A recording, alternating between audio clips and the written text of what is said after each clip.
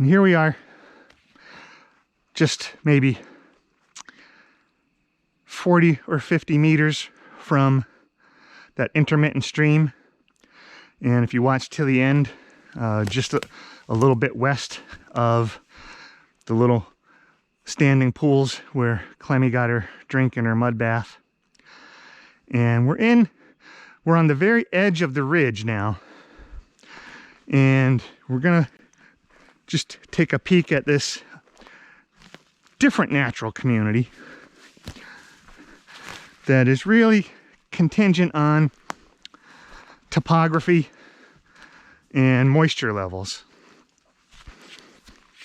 And so this is a little bit of a bog or a swamp, a shrubby swamp that is perched on top of this ridge.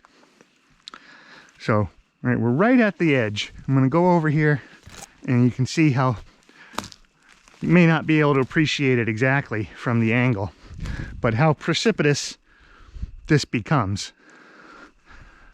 Right, we're walking right on this, basically this exposed rock. Right, it's covered with moss, but it's basically the spine of this ridge. And the slope drops off pretty steeply, several hundred feet from here down to the permanent stream at the bottom. And maybe you can kind of see poking through the spruce the expanse of the valley and the ridge on the opposite side. So way across the valley is another equally steep ridge going up to a similar elevation, may even be a little bit higher in spots over there. But all these trees in front of us, most of them are red spruce. There's some hemlock still. There's actually, I can see one, a compound leaf tree, deciduous tree, kind of growing in the mid canopy there. It has some orangey leaves on it, which is an American mountain ash, which is pretty uncommon up here.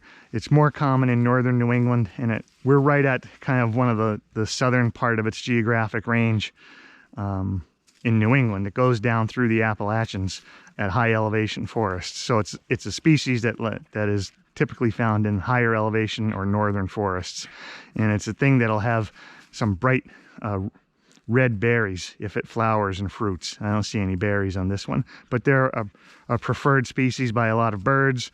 And it's a preferred browsing species by moose, where it's more common in northern New England. But I wanted to turn back to show this really kind of unique natural community. This little shrubby swamp that is completely dependent on the topography and moisture that's typically in this site. So there's some species in here. There's some blueberries growing around the edge. Again, there's the red spruce, right? The blueberries. There's some, you can't really see it now, but there's some other shrubs growing in the swamp, some spirea and things like that. So woody plants. But this is a tiny little natural community that was created by the landform here that traps standing water in the springtime and in the summer. So whether it's groundwater flowing off of the slope on either side, or simply rain that gets rainwater that will get trapped in here, there's obviously an impervious layer in the bottom, which in some places the impervious layer might be something like clay. Here it's the bedrock, right? So the water is trapped at the surface because of the bedrock, right? There's no soil except for what's accumulating from decomposition.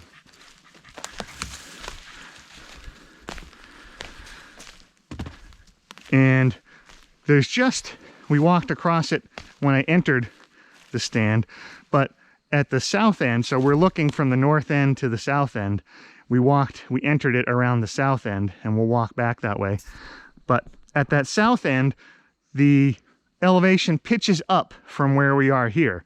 So the water that flows in or accumulates here from rainfall and from snow melt and ice melt in the spring is basically trapped here by that impervious layer of bedrock and the slight elevation in topography on either side, right? It goes up a few feet to the east and up a few feet to the west. We're in this depression in the bottom, and here's some of that spirea. There's moss in here. There are sedges, which are characteristic of wetland soils. There are some ferns growing that are in other mosses that are characteristic of these wetland soils. Right, there's a gray birch growing along, a couple gray birches growing along the edge, some red maples. But this is, you know, maybe a quarter of an acre in size, maybe even a little bit smaller than that.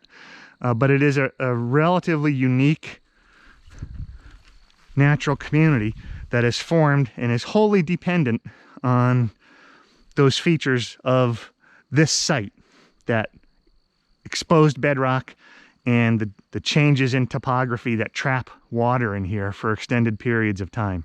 Here's a willow of some species. I don't have my notes with me. There are a number of willow species that we might find in Western Mass, and they are all dependent on moist soil conditions. So this whole forest we've been walking through has been characterized mostly by dry site species, hemlocks, and some of the northern hardwoods. And then we get to the very top of the ridge where we would expect the driest conditions, and we're finding a willow. So willow, somehow seeds blew in and colonized this site. Willow has light wind dispersed seeds, and so it's not surprising that willow seeds would find it here.